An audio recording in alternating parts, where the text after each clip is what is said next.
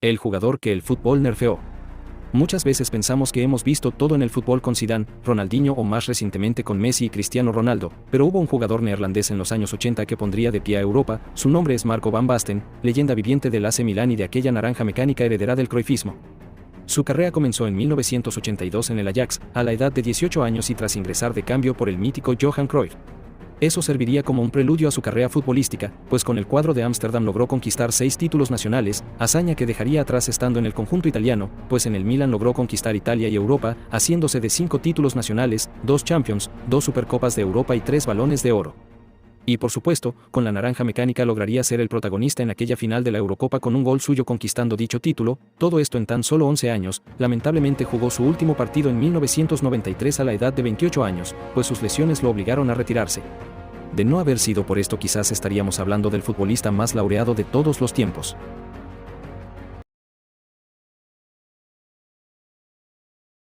La decepción más fuerte del fútbol. Hace poco más de 10 años hubo un brasileño que pintaba para ser no solamente uno de los mejores jugadores de su país, sino que todos esperábamos verlo consolidarse como uno de los mejores jugadores de todos los tiempos del fútbol. Su regate y gambeta, su velocidad para decidir y aprovechar las ocasiones generadas en un corto espacio y, por supuesto, la elegancia de sus goles le otorgaron esa vara altísima, al punto de compararlo con Pelé, Ronaldo y Ronaldinho. Era ese chico que cargaba con las esperanzas de millones de brasileños de volver a ser campeones del mundo y colocar a Brasil de nuevo en la cima del mundo. Todo esto parecía sencillo de conseguir viendo el talento de este jugador, pero lamentablemente, de los pies a la cabeza hay alguna distancia. Y esto explica lo que le pasó. De un momento a otro, por malas decisiones y una actitud fuera de su realidad terminaron por apagar esa llama de fútbol que tanto le sobraba, y finalmente, poco a poco fue borrado de la escena del fútbol. Ahora solamente es un bonito recuerdo esa etapa en Santos y en Barcelona, cuando aquel niño parecía que daría más. Mucho más.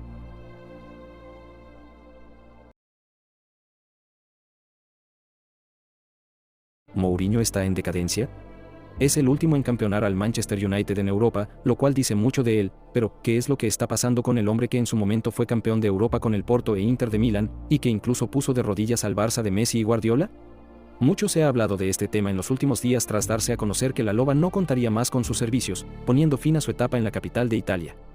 Para muchos fue una sorpresa, ya que si bien no logró conseguir el Calcio ni mucho menos figurar en Champions League, sí que pudo conseguir un título europeo, la Europa Conference League, incluso llegando a una final de la Europa League. Logros que la Roma llevaba años sin conseguir. Mourinho comenzó su carrera en equipos no top de Europa, lo que le ha dado la confianza de aceptar equipos de media tabla para abajo, y que por obviedad están limitados en su presupuesto para grandes fichajes. Mourinho no tiene temor en dirigir a estos equipos y crear un sistema propio en cada club con lo que tiene, pero también es cierto que eso mismo le ha afectado. El fútbol ha cambiado, y su estilo de juego está llegando a expirar, lo cual se complica si no tiene a un Estado árabe financiando sus errores temporada tras temporada.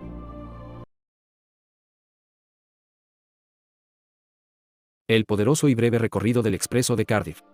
Por allá del lejano año 2013 y tras la llegada del sucesor de Messi al Barça, Neymar, se esperaba que el Real Madrid hiciera lo propio y se encargara de la llegada del sucesor de Cristiano.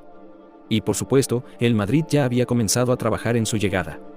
Se le conocía como el Expreso de Cardiff, ya que su portento físico y su técnica individual a la hora de liderar el extremo de la cancha y de cara al marco le hacían único en su clase.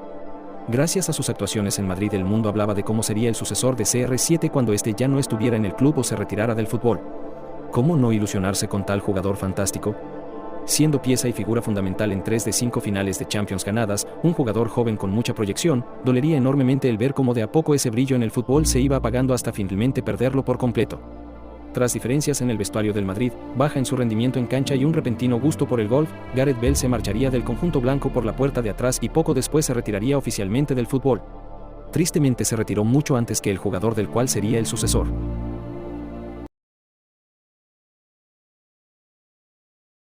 El peor fichaje del Real Madrid. Eden Hazard fue un jugador talentoso, explosivo y con mucha técnica individual.